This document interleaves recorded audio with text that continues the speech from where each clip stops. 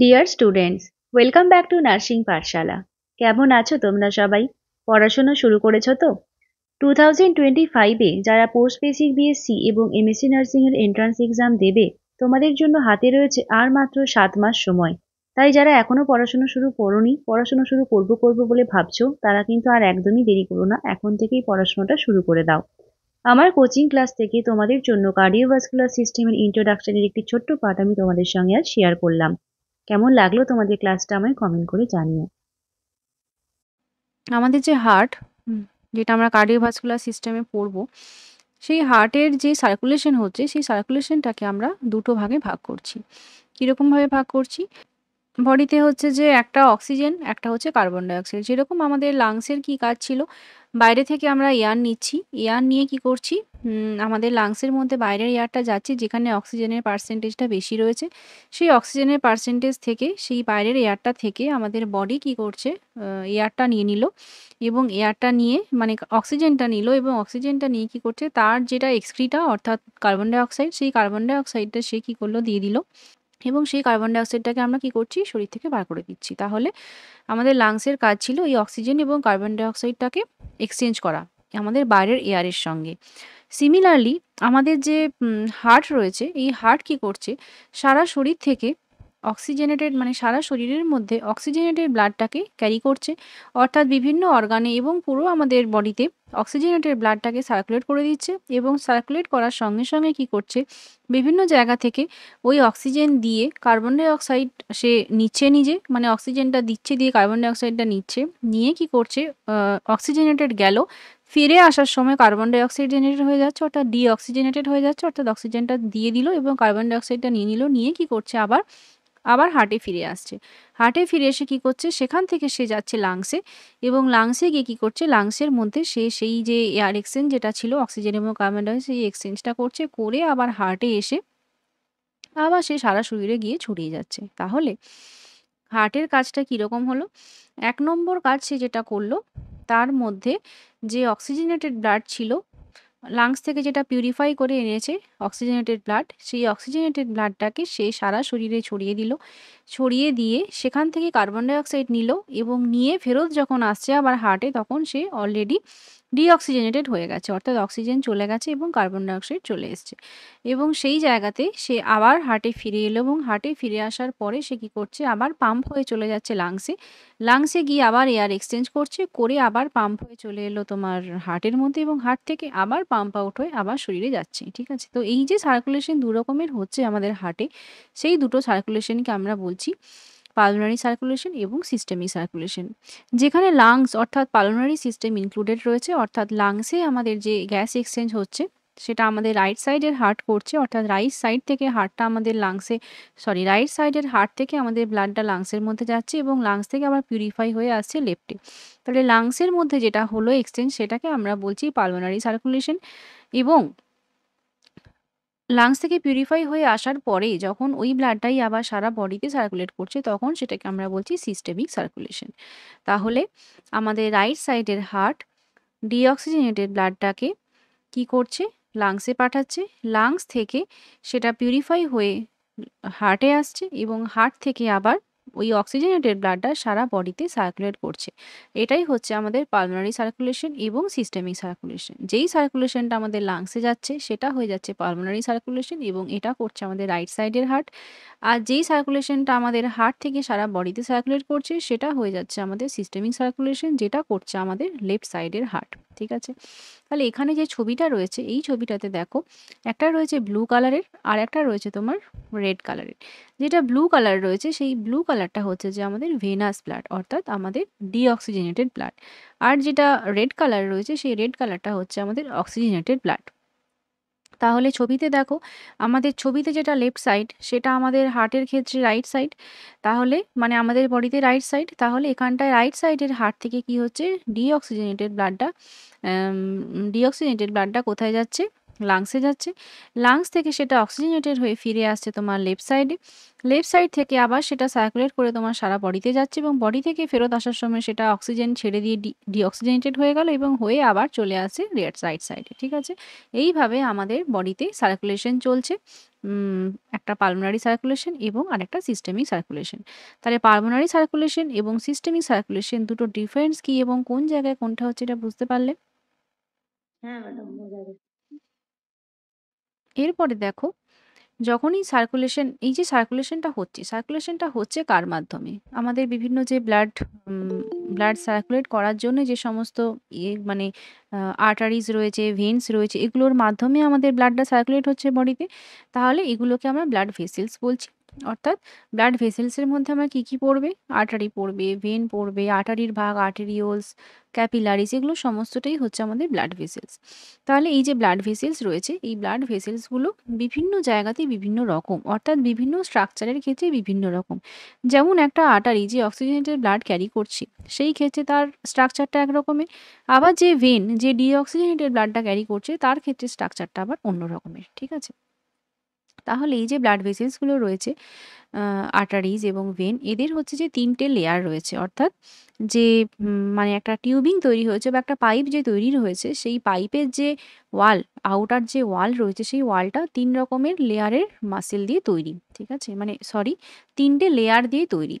তার মধ্যে রয়েছে টিউনিকা অ্যাডভেন্টিসিয়া, টিউনিকা মিডিয়া এবং টিউনিকা ইন্টিমা। তাহলে ইন্টিমা অর্থাৎ ইন্টিমেট যেটা, সেটা ভেতরে। ঠিক আছে? তাহলে টিউনিকা ইন্টিমা যে লেয়ারটা, সেটা থাকছে আমাদের একদম ভেতরে। তারপরে যেটা টিউনিকা মিডিয়া, যেটা মাসেল লেয়ার হয়, যেখানে স্মুথ মাসেল বা ইলাস্টিক টিস্যু দিয়ে তৈরি। এবং তারপরে একদম বাইরের দিকে যেটা রয়েছে, সেটা হচ্ছে টিউনিকা অ্যাডভেন্টিসিয়া, যেটা হচ্ছে আমাদের ফাইব্রাস টিস্যু দিয়ে তৈরি। ঠিক আছে? যেটা আমাদের ভেসেলটাকে সাপোর্ট দিচ্ছে। অর্থাৎ বাইরের যে ওয়ালটা রয়েছে, অ্যাডভেন্টিসিয়া ওয়াল, সেটা হচ্ছে যে একটু শক্তপোক্ত দেওয়াল, যাতে কিনা আমার ব্লাড ভেসেলটাকে সে প্রোটেকশন দিতে পারে। ঠিক আছে? যে মিডিয়াল লেয়ারটা রয়েছে, সেটা স্মুথ মাসেল এবং ইলাস্টিক টিস্যু দিয়ে তৈরি। এবং ইলাস্টিক টিস্যু থাকার জন্য কি হচ্ছে, যখন তোমার যে ব্লাড সার্কুলেশন হচ্ছে, সেই সার্কুলেশনটা যখন বেশি হচ্ছে বা যখন প্রেশারটা বেশি পড়ছে, তখন সে এক্সপ্যান্ড করতে পারছে, আবার কনস্ট্রিক্টও করতে পারছে, এই মাসেল লেয়ারটা থাকার জন্য, অর্থাৎ ইলাস্টিক টিস্যু থাকার জন্য। ঠিক আছে? আর যেটা ইন্টিমা লেয়ার রয়েছে, অর্থাৎ একদম ভেতরের লেয়ার, সেটা হচ্ছে তোমার একটা স্মুথ লাইনিং, যেটা এন্ডোথেলিয়াম বা স্কোয়ামাস এপিথেলিয়াম দিয়ে তৈরি। ঠিক আছে? তাহলে এই যে স্কোয়ামাস এপিথেলিয়াম রয়েছে, এটা হচ্ছে যে একদমই একটা হচ্ছে যে একটা একটা সেলের একটা লেয়ার। ঠিক আছে? একদম পাতলা একটা লেয়ার। ঠিক আছে? এবারে এই যে এন্ডোথেলিয়াম লেয়ার রয়েছে, যেখানে আর্টারি এবং ভেনে ৩ টে লেয়ারই প্রেজেন্ট থাকছে, কিন্তু যখন সেটা হয়ে যাচ্ছে তোমার একটা ক্যাপিলারি, অর্থাৎ যেখানে আর্টারি এবং ভেন মিশছে, সেই জায়গাটাতে তোমার কি হচ্ছে, ক্যাপিলারির ক্ষেত্রে শুধুমাত্র টিউনিকা ইন্টিমা লেয়ারটাই থাকছে। এবং টিউনিকা ইন্টিমা লেয়ার শুধুমাত্র থাকার জন্য কি হচ্ছে, ওই লেয়ারটা ভীষণই পাতলা, এবং এই পাতলা লেয়ারের মাধ্যমে কি হচ্ছে, এই যে বিভিন্ন এক্সচেঞ্জ হচ্ছে, মেনলি গ্যাসিয়াস এক্সচেঞ্জ, তার সাথে সাথে নিউট্রিয়েন্ট এক্সচেঞ্জ, এইগুলো কি হচ্ছে, খুব ইজিলি ক্যাপিলারির মাধ্যমে হয়ে যাচ্ছে। ঠিক আছে? এখানে যে ছবিটা রয়েছে দেখো, এখানে দেখো একটা যেটা ব্লু কালারের রয়েছে, সেটা হচ্ছে আমার ভেন। তাহলে ভেন থেকে যেটা একটা একটা মোটা ভেন, একটা মেইন ভেন রয়েছে, যেমন সুপিরিয়র ভেনা কেভা এবং ইনফেরিয়র ভেনা কেভা, আমাদের মেইন ভেন। ঠিক আছে? ভেন থেকে যখন বেরিয়ে আসছে ছোট ছোট, মানে ভেনটা যখন ভাগ হচ্ছে ছোট ছোট ভাগে, তখন সেটা হয়ে যাচ্ছে ভেনিউলস। এবং ভেনিউলসগুলো যখন আরও ছোট ছোট ভাগে ভাগ হয়ে যাচ্ছে, একদম পাতলা পাতলা লেয়ার যখন হয়ে যাচ্ছে, তখন সেটা হচ্ছে আমার ক্যাপিলারি। ঠিক আছে? তাহলে এইভাবে তোমার ব্লাডের ভেনগুলোর ভাগ হলো। আবার অপোজিট সাইডে রেড কালারের যেটা রয়েছে, দেখো রেড কালারের রয়েছে আমার আর্টারি। এবং আর্টারিটা যখন ভাগ হচ্ছে, আর্টারির মানে তোমার ধরো পালমোনারি আর্টারি রয়েছে, অ্যাওর্টা রয়েছে। তো এগুলো যখন আবার ছোট ছোট ভাগে ভাগ হচ্ছে, তখন সেগুলোকে বলছে আর্টেরিওলস। এবং আর্টেরিওলস যখন আরও ছোট হয়ে যাচ্ছে, তখন সেটাকে আমরা বলছি ক্যাপিলারি। ঠিক আছে? তাহলে দেখো, ভেন আসছে এবং আর্টারিজ আসছে, এসে হচ্ছে যে একটা জায়গায় মিক্স আপ হচ্ছে, এবং মিক্স আপ হয়ে কিন্তু এক জায়গা থেকে ব্লাডটা অপর সাইডে যাচ্ছে। এবং ওই ক্যাপিলারির মাধ্যমেই, যখন ক্যাপিলারি আছে, যেই জায়গাটায় ক্যাপিলারি আছে বা ক্যাপিলারি বেড আমরা বলি, ক্যাপিলারি বেডে যখন যাচ্ছে ব্লাডটা, তখন কি হচ্ছে, ওই জায়গাতে আমার যে এক্সচেঞ্জ যেটা হওয়ার, সেই এক্সচেঞ্জটা হচ্ছে। মানে ধরো, এই যে ছবিটা দেখাচ্ছিলাম, এই ছবিটা, এইখানটায় তোমার ছিল হচ্ছে যে রেড, তারপরে হয়ে গেল ব্লু। কিভাবে হলো? এই জায়গাতে রয়েছে তোমার ক্যাপিলারি, যেই ক্যাপিলারির মাধ্যমে এক্সচেঞ্জ হলো, এবং এক্সচেঞ্জ হয়ে কি হচ্ছে, যে আর্টারি থেকে ব্লাডটা এসেছিল, কিন্তু ফেরত যাচ্ছে কোথা দিয়ে? ভেনের মাধ্যমে। বুঝতে পারলে? তাহলে এইভাবে কি হচ্ছে, আমাদের সার্কুলেশনের মধ্যে চেঞ্জটা হচ্ছে। ঠিক আছে? এবারে দেখো, এই যে আর্টেরিয়াল যে ওয়ালটা রয়েছে, এই আর্টারিয়াল ওয়াল যেটা, সেই ওয়ালটা হচ্ছে যে থিক ওয়াল, ঠিক আছে? অ্যাডভেন্টিশিয়া, মিডিয়া এবং ইন্টিমা যে লেয়ার রয়েছে, মিডিয়াল লেয়ারটা যেটা সেটা অনেকটা থিক, মোটা লেয়ার, ঠিক আছে? কিন্তু যেখানটায় ভেন রয়েছে, ভেনের ক্ষেত্রে এই টিউনিকা মিডিয়া যে লেয়ারটা অর্থাৎ মাসেল লেয়ারটা, এটা কিন্তু একটু পাতলা, ঠিক আছে? এবং আর্টারিতে মোটা ওয়াল হওয়ার জন্যে তার ডায়ামিটারটা কম হচ্ছে এবং সেই কারণে আর্টারি থেকে যে ব্লাডটা যাচ্ছে সেই ব্লাডটা অনেকটা ফোর্সে যাচ্ছে। সেই কারণেই তোমরা জানো যে আর্টারি যদি কখনো পাংচার হয় তাহলে সেখান থেকে ফিনকি দিয়ে রক্ত বের হয় এবং অনেকটা প্রেসারে বের হয়, ঠিক আছে? কারণ দেখো ওইখানটায় কিন্তু তার যে তার ডায়ামিটারটা অনেকটা ছোট, ঠিক আছে? সিমিলারলি দেখো ভেনের ক্ষেত্রে ডায়ামিটারটা অনেকটা চওড়া, তাহলে ওখানটায় যে ব্লাড ফ্লোটা হচ্ছে সেটা কিন্তু অতটা প্রেসারে হচ্ছে না, ঠিক আছে? সেই কারণে ভেন যদি কখনো পাংচার হয়, মানে ভেনটাই মেনলি পাংচার করি আমরা, ভেন পাংচার করলে কিন্তু অতটা ফোর্সফুলি ব্লিডিংটা হয় না, ঠিক আছে? আচ্ছা।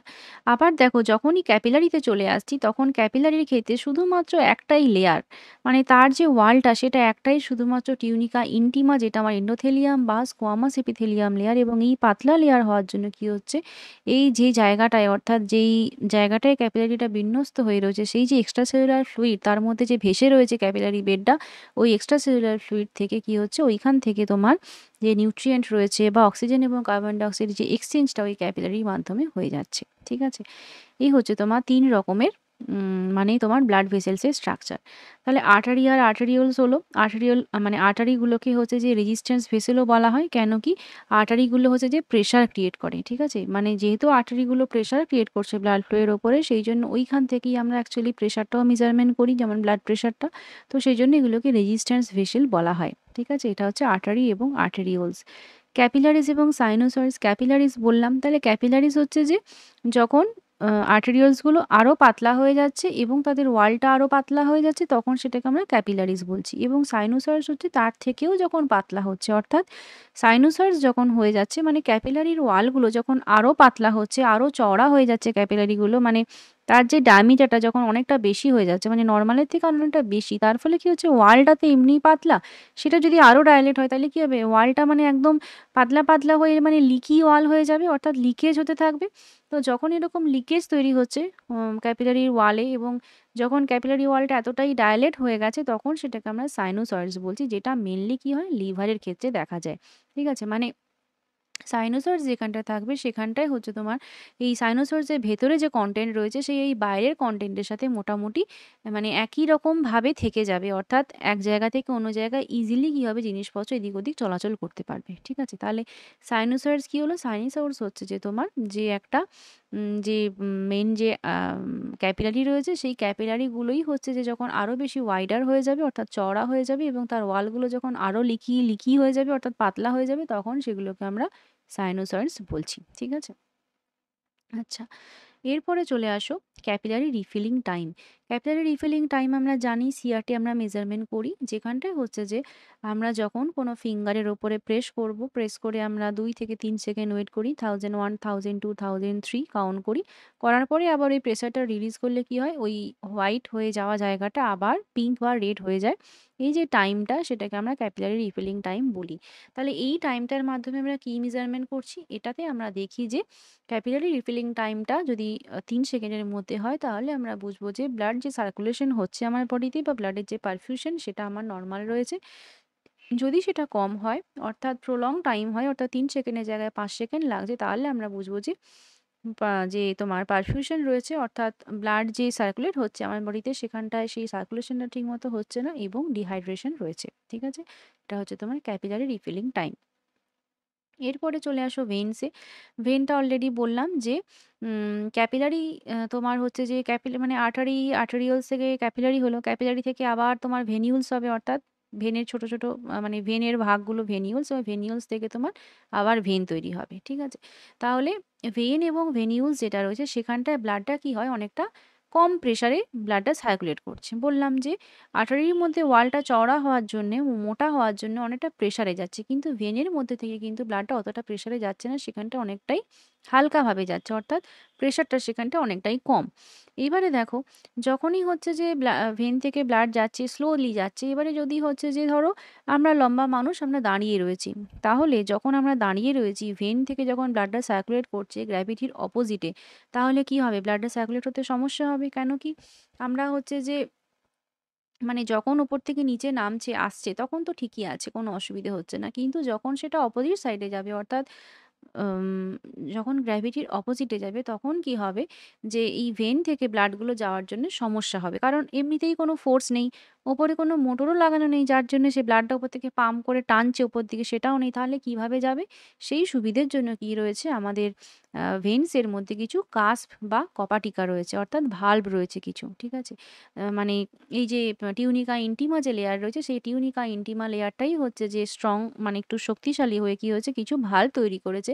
যেই ভাল্বগুলো কি করছে, ওয়ান ওয়ে ব্লাড সার্কুলেশন করছে। অর্থাৎ গ্র্যাভিটির অপোজিটে তো করছে ঠিকই, তার সাথে, সাথে ব্লাডটা যাতে আবার ব্যাকফ্লো হয়ে নিচের দিকে না চলে আসে, সেইটার জন্যে সে কি করছে, যখনই উপরে চলে যাচ্ছে ভাল্বটাকে ক্লোজ করছে। আবার উপরে যাচ্ছে, আবার ভাল্বটাকে ক্লোজ করছে। এইভাবে কি করছে, সে ব্লাডটা যাতে সুন্দরভাবে ওপর অব্দি, মানে হার্ট অব্দি যাতে পৌঁছতে পারে, সেই কারণে ভাল্বের এই ওয়ালের মধ্যে কিছু ভাল্ব তৈরি হয়েছে। ঠিক আছে? তাহলে এই ভাল্বগুলোর জন্যে কি হবে? মানে এইগুলো আমার ভেনের ওয়ালের মধ্যে রয়েছে, এবং এই ভাল্বের কারণেই ইজিলি কি করছে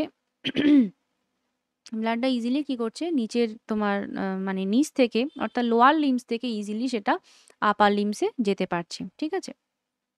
তাহলে এটা হচ্ছে যে তোমার ভেনের স্ট্রাকচার হলো। ঠিক আছে? আচ্ছা।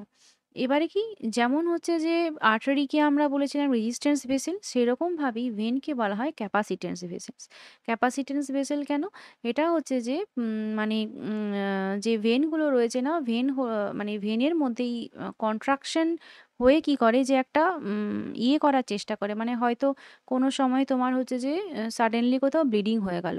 মানে কোথাও থেকে ব্লাড লস হচ্ছে। তাহলে কি হবে, ভেন্সগুলো কি করছে, কনস্ট্রিক্ট করে কি করছে, ওই জায়গাতে ব্লাড ফ্লোটাকে কন্ট্রোল করার চেষ্টা করছে, বা ব্লাড ফ্লোটাকে বন্ধ করার চেষ্টা করছে। ভেন্সগুলো কনস্ট্রিক্ট হচ্ছে।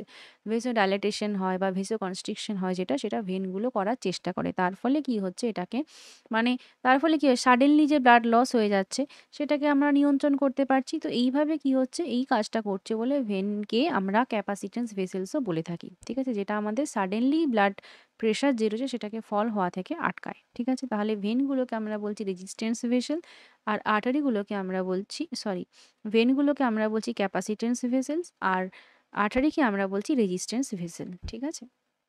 এবারে দেখো, যে ব্লাড সাপ্লাই রয়েছে, অর্থাৎ ভেন বা আর্টারি, এরা তো হচ্ছে যে আমার বডির মধ্যে ব্লাডটাকে সার্কুলেট করছে সিস্টেমিক সার্কুলেশনের মাধ্যমে। কিন্তু এই যে ভেন বা আর্টারিগুলো রয়েছে, এদেরও একটা ওয়াল রয়েছে। তাহলে এদেরও তো নিজেদেরকে বাঁচিয়ে রাখার জন্য এদেরও তো অক্সিজেন বা নিউট্রিয়েন্টের প্রয়োজন। তাহলে সেটা কে করবে, যে ভেন বা যে আমাদের ব্লাড ভেসেলসগুলো রয়েছে, সেই ব্লাড ভেসেলের যে outer layer of the tissue, মানে তোমার কি বলে, টিউনিকা অ্যাডভেন্টিসিয়া আর টিউনিকা মিডিয়া, এদেরকে ব্লাড সাপ্লাই কে দিচ্ছে, ভাসা ভ্যাসোরাম। ঠিক আছে? তাহলে ভাসা ভ্যাসোরাম হচ্ছে যে একটা নেটওয়ার্ক অফ ব্লাড সাপ্লাই, যারা কি করছে, তোমার অক্সিজেন এবং আদার নিউট্রিয়েন্টস যেগুলো একটা সেলের বেঁচে থাকার জন্য প্রয়োজন, সেগুলোকে সাপ্লাই করছে আমার ব্লাড ভেসেলসের মধ্যে। ঠিক আছে? তাহলে এতটা অবধি সবটা বোঝা গেল তো? ব্লাড ভেসেলসগুলো বুঝতে পারলে? হ্যাঁ ম্যাম। আচ্ছা। এরপরে চলে আসো ক্যাপিলারি এক্সচেঞ্জ। তাহলে আমরা ভেনিউলস, ক্যাপিলারি, আর্টেরিওলস, আর্টারি, এরকমভাবে একটা ওয়ে পড়ে নিলাম। ঠিক আছে? এইবার এই যে ক্যাপিলারির মধ্যে এক্সচেঞ্জ হচ্ছে। ক্যাপিলারির মধ্যে এক্সচেঞ্জটা কিরকমভাবে হচ্ছে? একটা হচ্ছে যে এক্সচেঞ্জ অফ গ্যাস, আর একটা হচ্ছে এক্সচেঞ্জ অফ নিউট্রিয়েন্ট। ঠিক আছে? আমরা হচ্ছে যে ইন্টারনাল রেসপিরেশন আর এক্সটার্নাল রেসপিরেশন পড়েছিলাম। ইন্টারনাল রেসপিরেশনে কী ছিল? আমার যে সেলের টিস্যু, বা যে সেলের যে টিস্যুগুলো ছিল, বা ক্যাপিলারি যে ছিল, সেই ইয়েগুলোর মধ্যে কী হচ্ছিল, আমার যে গ্যাসের এক্সচেঞ্জটা হচ্ছিল, যেটা আমার ইন্টারনাল রেসপিরেশন, অর্থাৎ লাংসের মধ্যে হচ্ছে, এবং আমার পুরো বডির মধ্যে হচ্ছে। ঠিক আছে? একটা লাংসের মধ্যে হচ্ছে, যেটা যেটা তোমার আউটার মানে এয়ার আসছে এবং অক্সিজেন আসছে এবং কার্বন ডাইঅক্সাইড বেরোচ্ছে, যেটা আমার লাংসের মধ্যে এক্সচেঞ্জ হচ্ছে, যেটাকে আমরা বলছিলাম যে এক্সটার্নাল রেসপিরেশন। আর যেটা আমার বডি সেলের সঙ্গে হচ্ছে, অর্থাৎ বডির মধ্যে যে সমস্ত সেলের মধ্যে অক্সিজেন এবং কার্বন ডাইঅক্সাইড এক্সচেঞ্জ হচ্ছে, যেটাকে আমরা বলছিলাম যে ইন্টারনাল রেসপিরেশন। তাহলে এই যে ইন্টারনাল রেসপিরেশন যে হচ্ছে, এই ইন্টারনাল রেসপিরেশনে কি হচ্ছে, অক্সিজেনটা মানে লাংসের মধ্যে অক্সিজেনটা হচ্ছে যে তোমার এলো, এবং সেই অক্সিজেনটা কি হচ্ছে হিমোগ্লোবিনের সাথে কম্বাইন হচ্ছে, এবং কম্বাইন হয়ে কি করছে, এই যে ব্লাড যখন আসছে লাংস থেকে বেরিয়ে হার্টে আসছে, তখন অক্সি হিমোগ্লোবিন রূপে সে হচ্ছে যে ব্লাডের সাথে কানেক্ট হয়ে রয়েছে। এইবারে ওই ব্লাডটাই পাম্প হয়ে যখন আমার সিস্টেমিক সার্কুলেশনে এলো, এসে হচ্ছে যে ক্যাপিলারি বেডে যাচ্ছে, তখন কি হচ্ছে ওই ক্যাপিলারি বেডে অক্সিজেনের যে মানে অক্সি হিমোগ্লোবিন থেকে অক্সিজেনটা আউট হলো, হয়ে যেই সেলের অক্সিজেন প্রয়োজন ছিল সেই সেলটা নিল, এবং নিয়ে হচ্ছে যে কি করলো, তার যে কার্বন ডাই অক্সাইড ছিল সেই কার্বন ডাই অক্সাইডটা দিল, এবং ওই কার্বন ডাই অক্সাইডটা আবার ব্লাডের সাথে মিক্স আপ হয়ে কার্বক্সি হিমোগ্লোবিন তৈরি হয়ে কি করলো, সে আবার লাংসে গিয়ে সেটাকে ফেরত দিল। ঠিক আছে? এবারে সেই যে কার্বন ডাই অক্সাইডটা, সেটা যে শুধুমাত্র কার্বক্সি হিমোগ্লোবিন রূপেই আউট হবে তার কোনো অর্থ নেই। সেটা প্লাজমার সাথে মিশে গিয়েও বের হতে পারে, সেটা বাইকার্বনেট আয়নের সাথে হয়েও যেতে পারে, এবং সেটা অক্সিজেনের সাথে মিশেও যেতে পারে। ঠিক আছে? তাহলে কার্বন ডাই অক্সাইড মানে হিমোগ্লোবিনের সাথে মিক্স আপ হয়েও যেতে পারে। তাহলে যে কার্বন ডাই অক্সাইডটা ওয়াস্ট প্রোডাক্ট আমাদের, সেই ওয়াস্ট প্রোডাক্টটা ব্লাডের মাধ্যমে হতে পারে, কি বলে, সোডিয়াম বাইকার্বনেটের সাথে হয়ে কম্বিনেশন হয়ে যেতে পারে, বা হিমোগ্লোবিনের সাথে কম্বিনেশন হয়েও আউট হতে পারে। তাহলে এইভাবে কি হচ্ছে, ক্যাপিলারির মধ্যে আমাদের গ্যাসিয়াস এক্সচেঞ্জটা হচ্ছে। ঠিক আছে? অর্থাৎ হিমোগ্লোবিনের সাথে কানেক্ট হয়ে। ঠিক আছে? এরপরে যদি আমি নিউট্রিয়েন্টের কথা বলি, তাহলে নিউট্রিয়েন্ট যেমন রয়েছে তোমার ভিটামিন, মিনারেলস, যেগুলো আমরা খাচ্ছি, ডাইজেস্টিভ সিস্টেমে যেগুলো খেলাম, সেগুলো তো আমার বডিতে গিয়ে কোথাও না কোথাও কাজে লাগবে। তো সেগুলো তো আমার গোটা বডিতে সার্কুলেট করতে হবে। তো সেগুলোও কি হচ্ছে, এই ক্যাপিলারির মাধ্যমেই কি হচ্ছে বডি প্লাজমাতে যাচ্ছে। আর একটা হচ্ছে যে যে অসমোসিস পড়বো আমরা, অসমোসিস, ডিফিউশন এগুলো পড়বো। তার মাধ্যমে কি হচ্ছে ওয়াটার এবং বাকি নিউট্রিয়েন্টসগুলো ইজিলি এক সেল থেকে অন্য সেলে বা ইন্ট্রাসেলুলার, এক্সট্রাসেলুলার এইভাবে কি হচ্ছে তারা মানে মুভমেন্ট করতে পারছে আমাদের পুরো বডির মধ্যে। ঠিক আছে? এগুলো হচ্ছে তোমার আদার সাবস্টেন্স বা আদার নিউট্রিয়েন্টগুলো আমাদের বডিতে সার্কুলেট করছে। এই হচ্ছে তোমার গ্যাসিয়াস এক্সচেঞ্জ এবং আদার নিউট্রিয়েন্টের যে এক্সচেঞ্জ আমার ক্যাপিলারিতে হচ্ছে সেটার প্রসেস। ঠিক আছে?